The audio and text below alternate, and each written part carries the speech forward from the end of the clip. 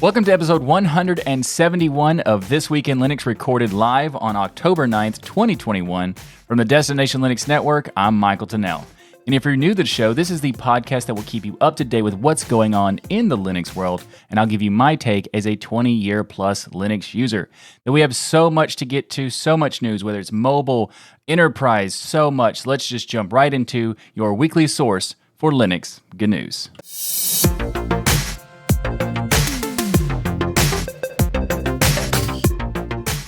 This episode of This Week in Linux is sponsored by DigitalOcean and Bitwarden. But first in the show, let's talk about Android. We don't talk about Android that much on this show, but the latest version, Android 12, is now officially available from the AOSP, or the Android Open Source Project. So there's a lot of interesting features in Android 12. It's not like the typical boring release that we have been seeing. So Android 12 has a new user interface with redesigned widgets and other graphical elements, more efficient system performance, more responsive notification, faster machine learning performance, support for the AVIF image codec, a variety of new developer APIs, and various privacy enhancements that have been wanted by a lot of people for a long time. Although talking about privacy enhancements when Google's involved is sort of laughable. But I will say that overall, the new Android 12 is the first release in a long time that is actually interesting. For many releases, it's been the same old boring thing, but with 12, they have made big changes to the overall look and feel, and they made a lot of big performance changes, including with support for the enhancements of background processes not taking up so much resources. One big improvement that is kind of sad it took this long is the new notification history log.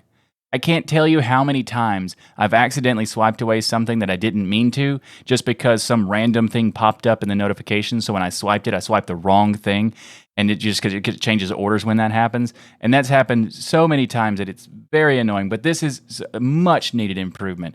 So now when you go to your notifications, if you accidentally swipe something away, you can actually check out the notification history and then see when stuff happened in what order and all that.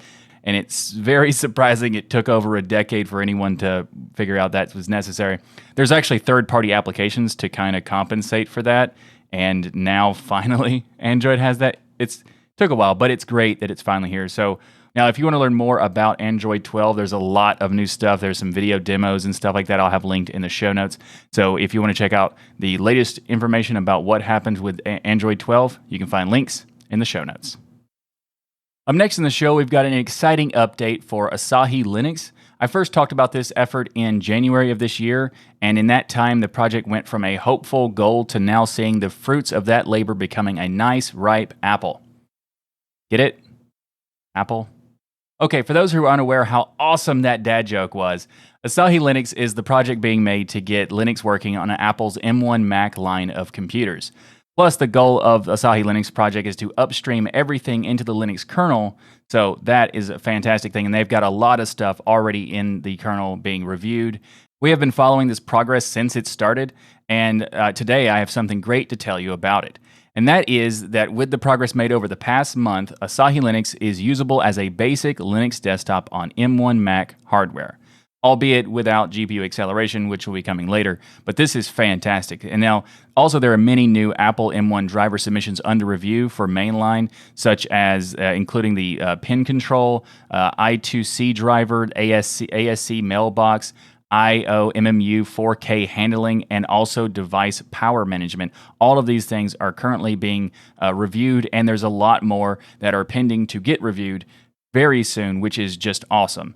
So what about the other things about, in the future proofing of it, what about Apple M2 chips that are bound to be coming at some point? Well, the Asahi Linux developers have mentioned that they are optimistic for the moment that much of their driver work will carry forward to the future of Apple Silicon iterations. And I quote, "Apple is unique in putting emphasis in keeping hardware interfaces compatible across SoC generations. The UART hardware in the M1 dates back to the original iPhone. This means we are in a unique position to be able to try writing drivers that will not only work for the M1, but may work unchanged on future chips as well. This is a very exciting opportunity in the ARM64 world. We won't know until Apple releases the M1X or the M2, but if we succeed in making enough drivers forward compatible to boot Linux on newer chips, that will make things like booting older distros installers possible on newer hardware. This is something that people take for granted on x86, but it's usually impossible in the embedded world, and we hope we can change that on these machines. Now, this is fantastic news, and I'm really excited about it because it means that Linux is going to be supported on this hardware much quicker than people anticipated. And it would, Linux, of course, needs to be everywhere. That's why we have a shirt in the DLN store about that, dlnstore.com. Linux is everywhere. Check it out. But this is great, and I'm so happy that the Apple Silicon is no different to that goal of getting Linux everywhere. And also, regarding the current usability of it, they say that with these drivers, M1 Macs are actually usable as desktop Linux machines.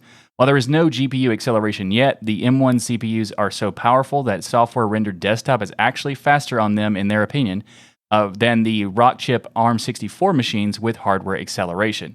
I have heard some benchmarks that M1 Macs are pretty good hardware, so I'm really happy to see that the support for Linux on this is happening so quickly. And if you'd like to learn more about the efforts being made for supporting Linux on M1 Macs, or more about Asahi Linux in general, you can check out the links in the show notes below. Up next in the show, we have the latest release of Firefox, and there is a lot of great stuff in this latest release of Firefox 93. Let's talk about what's new and what's been fixed, as well as a little bit of controversy that's happened related to Firefox. We'll get to that in a bit. But for now, Firefox now supports the new AVIF image format, which is based on the modern and royalty-free AV1 video codec. It offers significant bandwidth savings for sites compared to existing image formats, and it also supports transparency and other advanced features, so that is fantastic to see. And another thing that's great to see is that Firefox PDF Viewer now supports filling more forms. So that's for XFA-based forms used by multiple governments and banks and that sort of stuff, which is a very nice, convenient thing for a lot of people. Firefox also now blocks downloads that rely on insecure connections, protecting against potentially malicious and unsafe downloads. So, for example, if you were going to download something and it tries to send you to an HTTP download file instead of an HTTPS, it would block that from happening, which is very nice. They haven't really exactly explained like what constitutes a download, whether it's an image that's not under HTTPS or what exactly, but it's really nice to see that they're working on that kind of thing. They've also improved web compatibility for privacy protections with SmartBlock 3.0, and also introducing new referrer tracking protection in the strict tracking protection and private browsing modes of Firefox. Also, just a quick note that I'm happy about is that the compact mode is actually compact now. So when they switched to the new interface with the bubble tab look, they made a compact mode that was like barely compact, not really at all. And this latest version, I tested it with a new release of 93, and the actual compact mode is compact. So fantastic. Though there are some reports that they'll be removing the compact mode completely in Firefox 94, so I don't know about that and why they put in the effort to make it compact if they're going to remove it. But if you go into the customization section and go to the density, it will say compact mode not supported. So it's up in the air what happens with that. Hopefully it stays, because I do like I don't want to use too much of my screen real estate just for the UI of the browser. I want to put more emphasis on the website that I'm going to or the web app that I'm using. So hopefully the compact mode stays. They've also fixed some accessibility stuff related to screen readers like Orca and VoiceOver, which is great, as well as other various security fixes. Now, there is a bit of controversy around this release related to some search suggestions that seem to be contextual ad-based. Now, this is certainly an interesting topic to cover, I do want to dive into it, but we don't really have the time to do it on this show this week. So instead, we've decided to tackle this on the next Destination Linux, which is happening tomorrow. So be sure to join us at 1 p.m. U.S. Eastern Time at dlnlive.com to see that discussion and what we think this can mean for Firefox and Mozilla as a whole. If you'd like to learn more about Firefox 93 specifically, then check out the links in the show notes. This episode of This Week in Linux is brought to you by DigitalOcean. Now is the perfect time to dive into the DigitalOcean. There's new app platform service helps you build modern cloud-native apps for way less money. With App Platform, you can build, deploy, and scale apps and static websites faster and easier than ever by using a simple, intuitive interface. You simply point the app platform to your GitHub or GitLab repository and let it do all of the heavy lifting. What do I mean by that? Well, whether you're using Node.js, Python, Go, PHP, Ruby, static sites, Docker, or container images, it handles all of the heavy lifting for you with any of those things. By also running the app platform on their own infrastructure, DigitalOcean keeps your costs significantly lower than with other products.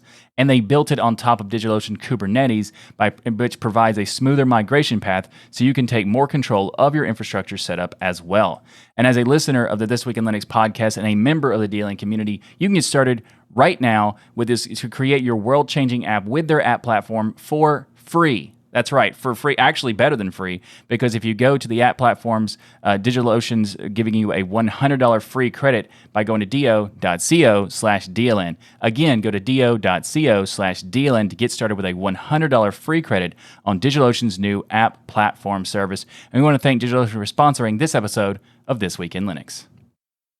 Up next in the show, let's talk about some enterprise-related topics, and we have RHEL, or Red Hat Enterprise Linux 8.5 Beta, is out, and it has a lot of new improvements. It's got new features. It's easier for RHEL users to access and test it out. And this release brings live kernel patching to the web console, as well as a number of system role improvements and management enhancements. So real quick, let's talk about some of the system roles. So the new RHEL system roles include a new system role for Microsoft SQL Server, allows IT administrators and DBAs to more quickly install, configure, and tune SQL servers in an automated fashion. Also, there's a new role for VPNs, reduces the time to configure VPN tunnels and reduce the risk of misconfiguration or use of non-recommended settings. There's also a role for postfix, which enables administrators to skip manual configuration of postfix, automating how you install, configure, and start your server, as well as specify custom settings to better control how the postfix works in your environment. They've also got some stuff for time sync and some storage improvements, and also RHEL's web console, based on the Upstream Cockpit project, is a web-based interface for managing and monitoring your systems.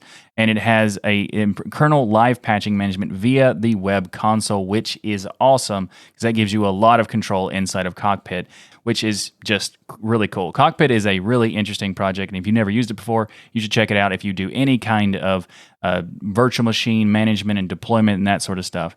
Enterprise Linux has also been very interesting space for the past year since the news about CentOS Linux being deprecated for CentOS Stream happened, and so much more. And we got a little bit more to talk about that specifically coming up in the next topic. But if you want to learn more about Red Hat's RHEL 8.5 Beta, I'll have links in the show notes. So up next, we have the opinion that CERN has offered for CentOS Stream. So as I mentioned, there's a lot of changes happening with the enterprise space, and CERN is the people behind Scientific Linux, and they have been doing analysis on the enterprise space with RHEL or CentOS Stream and the enterprise Linux clones or ELCs such as Rocky Linux and AlmaLinux. And they also have a discussion right now with Red Hat about an academic offer that has been made to CERN. We don't know exactly what that entails, but it might happen, it might not. But there's a lot of interesting stuff related to CentOS Stream that they have said. And because they say that we propose to target CentOS Stream 8 as the standard distribution for experiments. We feel that deploying CentOS Stream 8 is low risk, and we now have months of experience running production workloads on CentOS Stream 8 without any significant issues. Now, this is very interesting because they go on to say that we feel that should issues arise with the adoption of CentOS Stream 8, it would be straightforward to reevaluate other options before CentOS Stream 8 support ends, which, by the way, is expected to be supported until May 2024. And they also say that trivial migration paths are provided by the various clone communities, such as AlmaLinux. Now, this is really interesting because there's a huge controversy and drama that was created by the change from CentOS Linux and CentOS Stream back last year in December. And a lot of people were worried that the new CentOS Stream was going to make it impossible for anyone to use it because it was going to be moving too fast and all that sort of stuff. But this is based on CERN's testing, this is not the case. And also, they gave some updates about how fast security updates are received in CentOS Stream versus CentOS Linux. Also, just the stability, and it's not as drastic or as dire as people have made it out to be in the past. They say that they have months of successfully operating CentOS Stream 8 in production across diverse environments, fully supported systems at CERN, both Puppet managed and unmanaged hosts. They say that the rate of change for system updates are not as scary as they initially thought. They say that the system update stability has been good, and they also talk about the continued support for existing workloads that they have for Scientific Linux 7 as well as CERN CentOS 7. But going forward, they talked about in a roadmap, CERN and Fermilab will continue to evaluate the distribution landscape, especially once RHEL 9 and associated clones or ELCs are released for 9. But once CentOS Stream 9 is released, they say that they're going to work to support this distribution at CERN as well, likely around Q1 2022. And I have messed around with CentOS Stream myself, and it has been very solid for my uses. But of course, my use case is much, much smaller than what is typically used for these kind of distros, especially with CERN experimental. I don't do any of that stuff. But I'm personally excited for the future of CentOS, not only because of what Stream offers, that it was never possible before, because, for those who don't know, it wasn't really even possible to contribute to CentOS prior to the change to Stream. So I'm really happy that they're doing that, because there's a lot of people think about CentOS being or CentOS Linux being a fork of RHEL. They didn't realize that because it was a fork of RHEL, you couldn't do anything in CentOS that affected RHEL. And now with Stream, you can, and that is a huge game changer for a lot of things and a lot of enterprise deployments as well.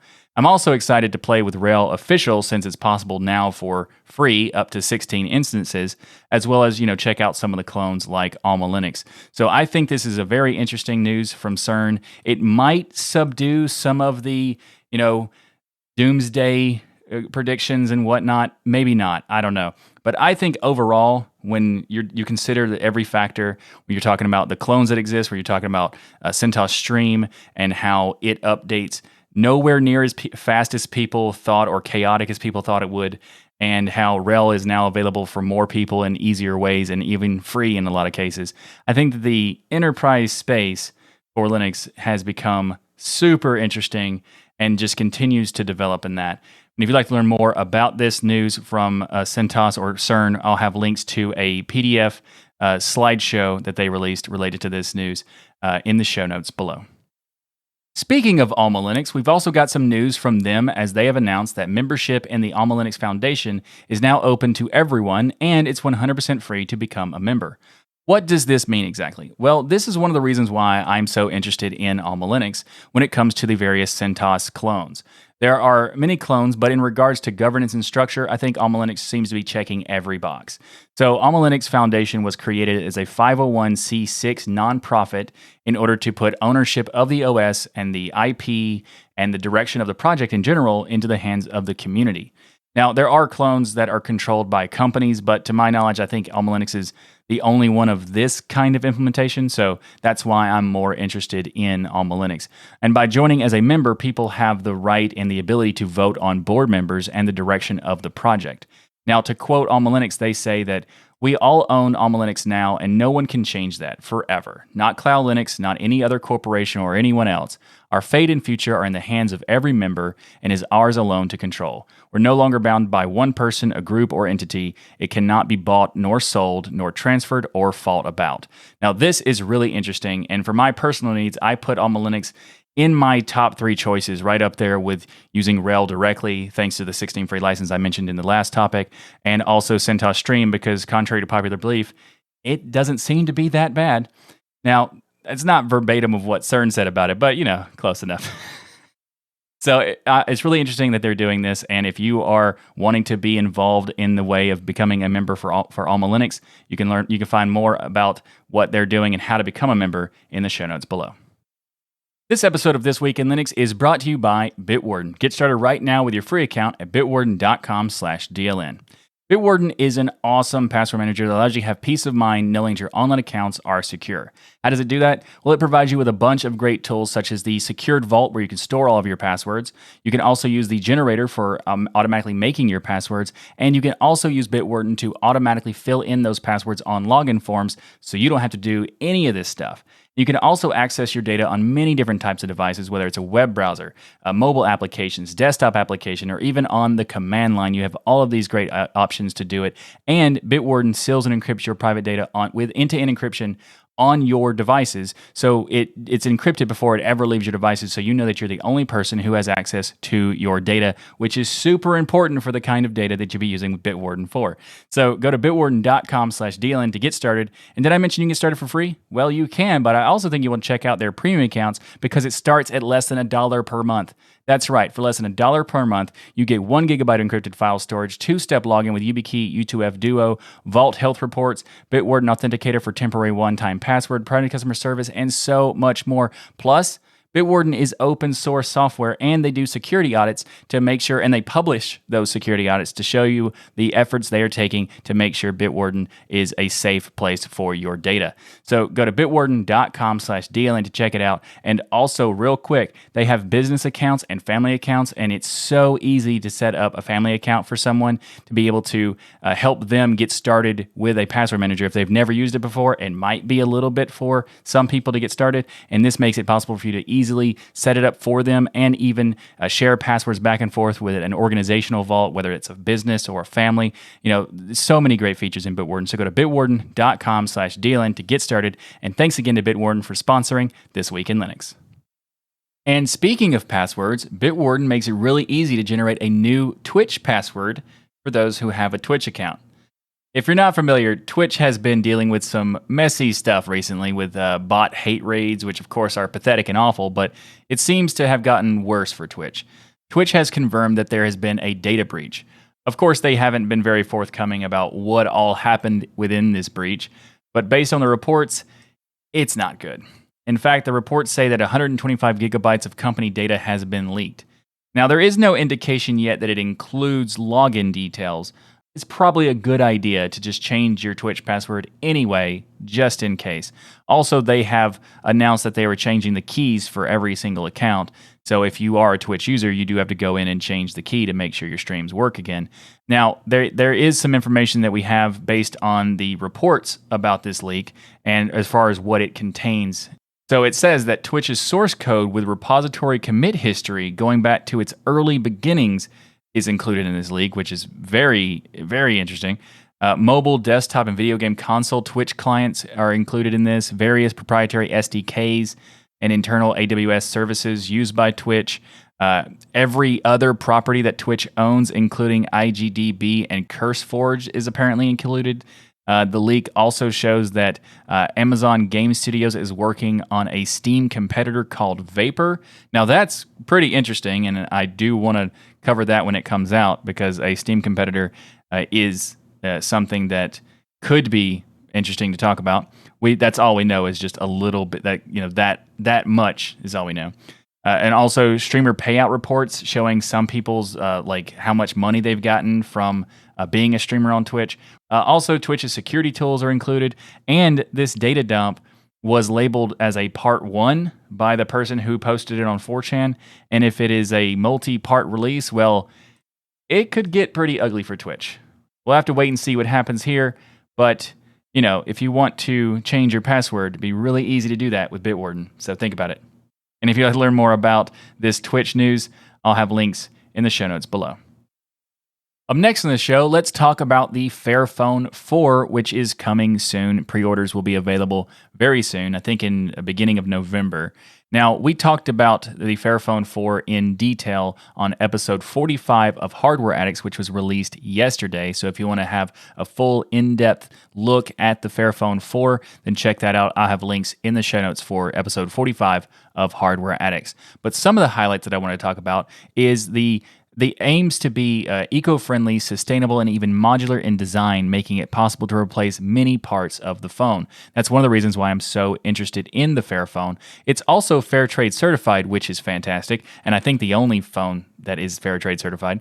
Now, the specs of this phone are not too shabby. So it's a 6.3-inch full HD plus display, 5G support, flexibility with 2 SIM cards. It also has support for an eSIM slot for additional number. It has a clean version of Android 11. They talk about clean version as in they remove all of the that comes with Android. There's also expandable storage, which is rare in phones these days. It has two cameras, a 48 megapixel quality main lens. Also, it has a front camera. It has a light sensor and also ability to do 4K video recording, which is awesome. Now, the thing that's actually kind of depressing for me is that it's available only for Europe.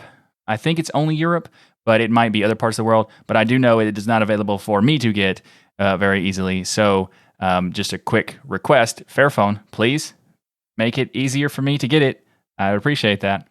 But if you want to learn more about this, I'll have links in the show notes, but also check out the latest episode of Hardware Addicts. We dig in so much more into this phone. It is such an interesting story about the Fairphone, so check it out. I'll have links in the show notes for that as well.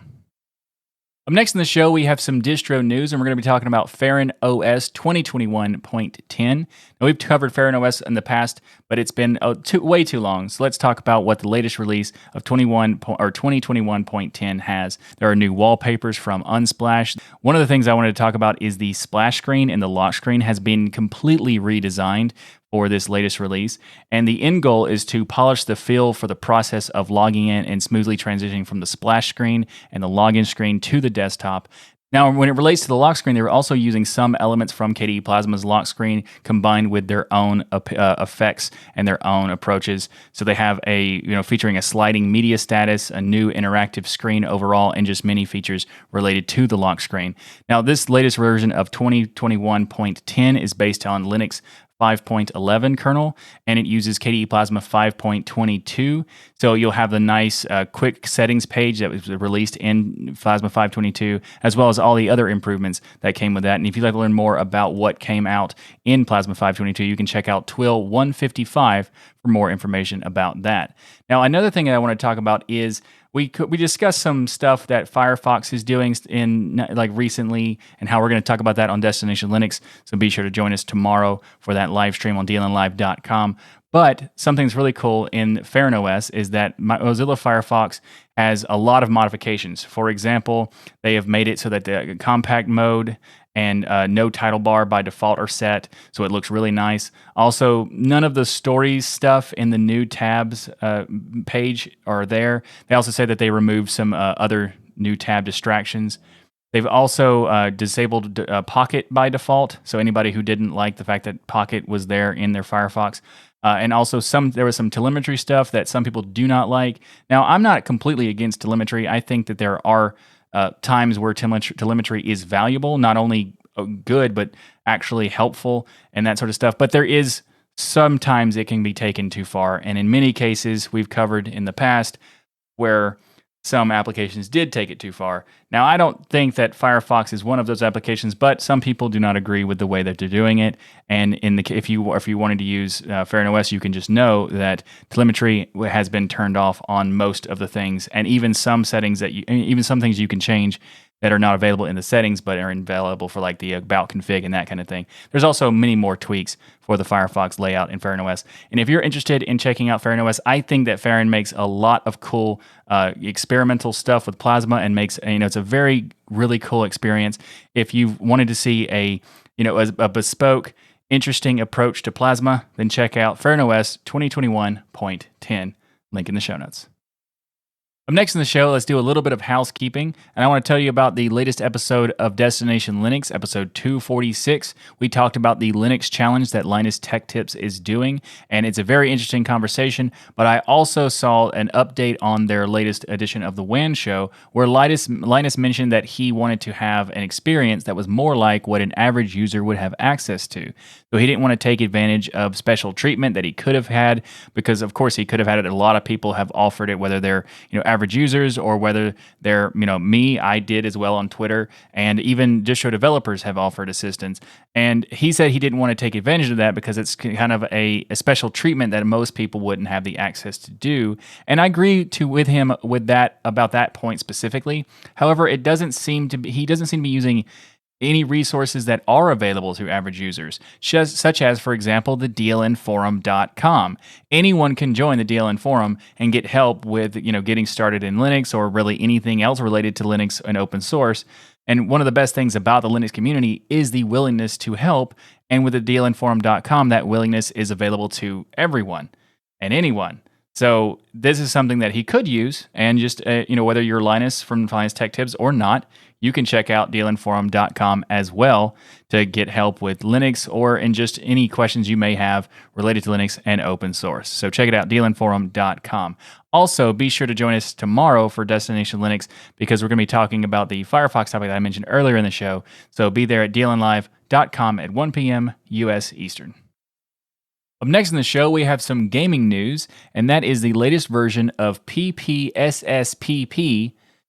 is available with 1.12. Now, this is a PSP emulator, and after 8 months of work, it now has support for Android 12 and the new Android storage model called Scoped Storage. Now, Android 11 Plus made some changes to how storage permissions worked, which resulted in the PPSSPP having to introduce the support for the new storage model. And if you'd like more details on this, you'll find links in the show notes for that. And in addition to this, fully supporting Android 12, PPSSPP that's a lot of stuff to say. 1.12 includes a lot of bug fixes and new features, from new UI background options to a lot of game fixes. And for those of you adventurous enough to try the experimental multiplayer support, it works better than ever before.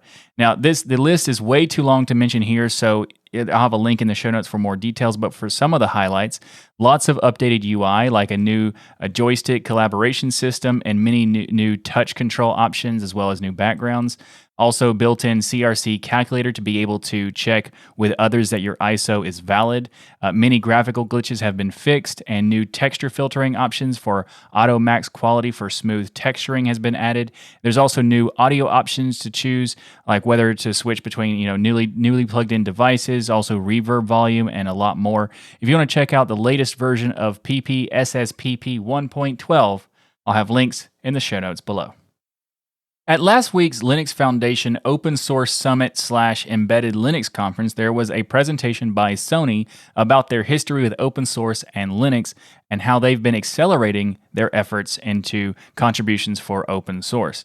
Sony talked about how they have utilized open source and Linux over the past 20 years in their consumer electronics and how their relationship with open source has evolved over that time. It also covered their work on establishing an open source program office at the company and much more. Now, starting off using Linux on digital video recorders in the early 2000s, they now talked about relying on Linux and open source for a wide range of products, from robotics and medical products to consumer electronics and so much. Now, in recent years, Sony has established more internal training around open source, clearing up the policies for their engineers to contribute to upstream open source. And now with their 2020 or 20 plus phase, they plan to accelerate contributions to Linux, which is fantastic. Unfortunately, there isn't a recording of the talk, but a PDF of the slides can be downloaded. I'll have that in the show notes if you're interested in checking it out.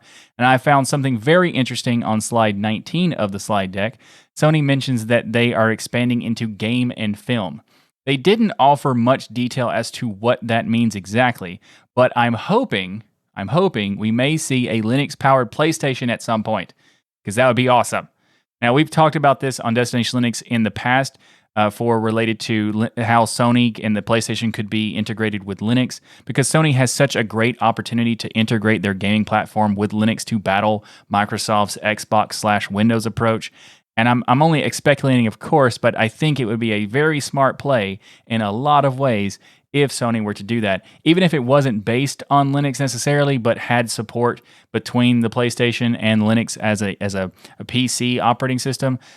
Really, Really hope that that's what they're talking about. Hopefully, and we'll get some more information about that in the future, but we'll have to wait and see where that goes. But if you'd like to learn more, I'll have links for the details about this new growing open source culture inside of Sony. I'll have links of that in the show notes. Up next in the show, we have a couple topics to talk about related to Google. And first up, Google recently announced a $10 billion commitment to cybersecurity defense, including $100 million to support third-party foundations that manage open source security priorities and help fix vulnerabilities. Google has committed $1 million in funding to the Secure Open Source Pilot Program, or SOS, which financially rewards developers for enhancing the security of critical open source projects that we all depend on. This pilot program is run by the Linux Foundation with initial sponsorship from Google, or more specifically the Google Open Source Security Team, or GOST. And they state that we are starting with $1 million investment and plan to expand the scope of the program based on community feedback. So for eligible open source developers, you can earn anywhere from $505 for small improvements up to $10,000 for complicated, high impact, and lasting improvements. Now, not everything is going to be available for not all open source projects. The Linux Foundation says that its criteria for critical projects is informed by the executive order on improving the nation's cybersecurity issued in May, and corresponding guidance from NIST, or the National Institute of Standards and Technology. There are also some other considerations being taken as to what is eligible for the program. If you'd like to learn more about that, I'll have links in the show notes. But it's great to see Google taking some initiative to help improve security in a broader sense like this. Again, if you'd like to learn more, I'll have links in the show notes. From one Google topic to another, well, this one's not good. You know something, Google is kind of a fickle beast. Sometimes they do good things like funding security programs like SOS, which we just talked about, and then they follow that up with super sketch stuff that just makes you facepalm. So a few weeks ago, Google released Chrome 94 for desktop and Android, and a new feature was added that somehow didn't make a lot of waves. This feature is an API called idle detection. Google describes it as this. The idle detection API notifies developers when a user is idle, indicating such things as lack of interaction with the keyboard, mouse, screen, activation of screensaver, locking of the screen, or moving to a different screen. A developer-defined threshold triggers the notification. The API goes outside of operations of the browser itself to look at the user's keyboard, mouse, and stuff like that. This makes that information available to any website leveraging this API. Now, this is obviously not great, but Google says that somehow this is necessary because, and I quote, applications which facilitate collaboration require more global signals about whether the user is idle than are provided by existing mechanisms that only consider a user's interaction with the application's own tab. Because that's how it should be. I don't need a web app to have access to things that I'm not touching the web app for. It doesn't need to know if I'm using my keyboard if I'm not using the web app. Very, very sketch. Very awful. So the Tantek Salik, I'm not sure how to say that, sorry about that, web standards lead at Firefox browser developer for Mozilla, has commented on this particular situation and says that as it is currently specified, I consider the idle detection API too tempting of an opportunity for surveillance capitalism motivated websites to invade an aspect of the user's physical privacy. You can also keep long-term records of physical user behaviors, discerning daily rhythms, and using that for proactive psychological manipulation, in fact. In addition, such coarse patterns could be used by websites to max out local compute resources for proof of work computations such as crypto mining, wasting electricity, and also other things without users' consent. So this is not a thing that most people are going to be happy about. Also, other Chromium-based browsers are not happy about this. Specifically, John von Tetzchner, the founder and CEO of Vivaldi, commented on this. By the way, we had a fascinating interview with John von Tetzchner on Destination Linux episode 243 that you should definitely check out if you learn more about Vivaldi. But in regards to the idle detection API, he says that this principle of actually monitoring that you're not in front of the computer, we see that as a privacy problem, and we see it as a security problem. We do see that there is maybe the potential for someone to recognize, oh, you're not on your computer, maybe we can do some damage while you're not there, like mining cryptocurrency or stuff like that. And also, Brave has announced that they will have this turned off by default as well. So it's very weird because Google is such a confusing and disappointing company because on one hand, they do things that are great, like funding open source security and make cool services that have helped many people over the years. And then on the other hand, they do awful stuff like this. So Firefox is one of the last refuges for the open and private web, and even they are kind of doing some silly stuff lately. Like I mentioned earlier, nowhere near as bad as Google. Let's be clear about that. It is nowhere near as bad, but somewhat questionable, I guess. And if you're interested in learning more about what I mean about that for Firefox, then of course tune in tomorrow for Destination Linux, as we'll be talking about that very subject. And if you'd like to learn more about the idle detection issue with Chrome, link in the show notes. Thanks for watching this episode of This Week in Linux, and if you like what I do here on this show, please like that smash button and be sure to subscribe. And if you'd like to support the show and the channel, we have multiple ways to contribute via Patreon, sponsors, and others. You can learn more by going to tuxdigital.com/contribute. And if you do become a patron, you can join me during the live stream in the recording stadium to discuss things between the topics and also hang out every week before and after the show. I typically say just after the show, but we're now doing a pre-show patron-only hangout that is available if you become a patron. You can also support the show by ordering the Linux is Everywhere t-shirt or the This Week in Linux shirt that I'm currently wearing at the dlnstore.com. Plus, while you're there, you can check out all the other great stuff at the DLN store, like the hats, the mugs, the hoodies, the stickers, the aprons, and so much cool stuff at dlnstore.com. And also, if you like some more podcasting goodness from me, then check out the latest episodes of Destination Linux and Hardware Addicts, as I'm a co-host of both of those shows on the Destination Linux network. And also, while you're there, check out all the other great stuff at DLN, like the Pseudo Show, DLN Extend, GameSphere, and so much more. All of that at destinationlinux.network. And just a reminder, this show is live every Saturday at 1 p.m. Eastern or 1700 UTC. So join us in the live chat room to discuss all the latest Linux news each and every week by going to dlnlive.com. Thanks again for watching. I'm Michael Snell with the Destination Linux Network, and I'll see you next week for another episode of your weekly source for Linux good news.